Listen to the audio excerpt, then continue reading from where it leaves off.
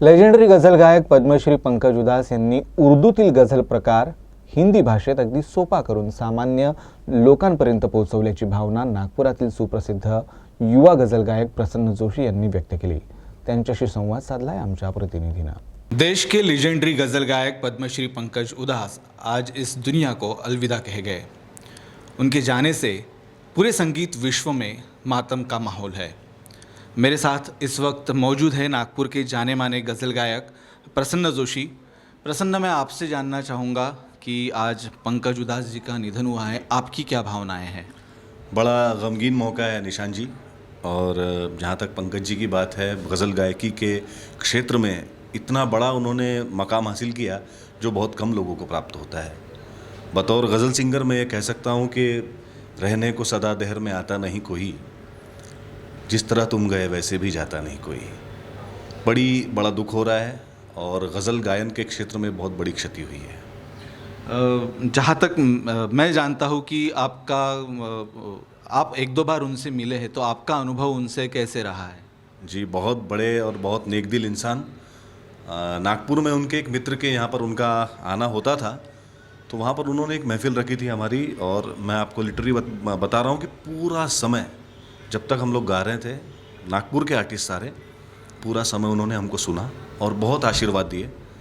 और इसके साथ साथ एक बार ख़जाना फेस्टिवल के ऑडिशंस में हम लोग गए हुए थे, तो वहाँ पर भी उनका बड़ा प्रेम और बड़ा प्यार, बहुत आशीर्वाद हम लोगों को मिला, बहुत आनंद आया।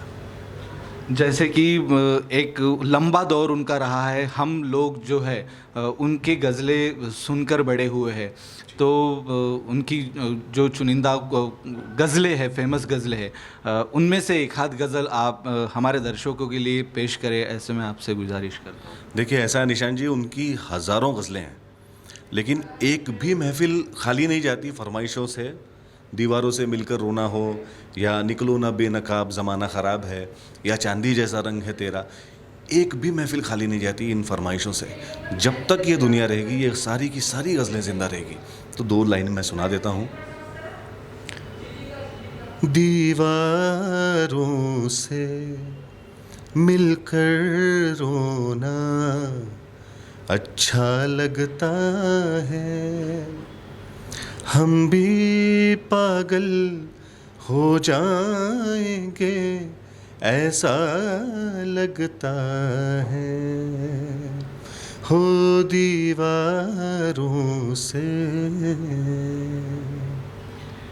आपकी इस गज़ल से बिल्कुल उनकी यादें ताज़ा हो रही है। मैं आपसे जानना चाहूँगा कि आप भी गज़ल गाते हैं, उनके गज़ल गायकी के बारे में, उनकी आवाज़ और जो उनका एक अलग स्टाइल था, उसके बारे में आप क्या बताना चाहेंगे?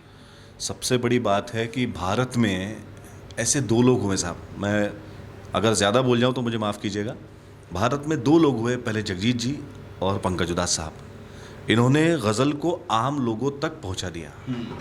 जो लोग उर्दू भाषा को नहीं समझते थे, उन लोगों को भी गज़ल सीखने के लिए, गज़ल सुनने के लिए प्रवृत्त किया। इनमें से हैं पंकज उधास साहब। ये रहती दुनिया तक सुने जाएंगे, और जब तक ये दुनिया है इनकी गज़लें ज़िंदा रहने वाली है। हम सभी के दिलों में बसते हैं ये। बेशक उनकी जो गज़लें हैं वो एक आम लोगों को पसंद आती थी, और आम लोग भी उसे गा सकते थे, गुनगुना सकते थे। एक ऐसा ही उनका बहुत प्यारा गीत था, चिट्ठी आई है, जो नाम फिल्म का था और बहुत फेमस हुआ था।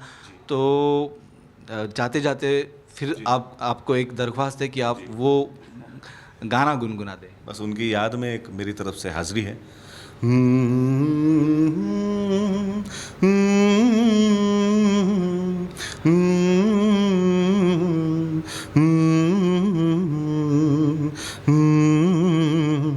चिट्ठी आई है, चिट्ठी आई है, चिट्ठी आई है, वतन से चिट्ठी आई है।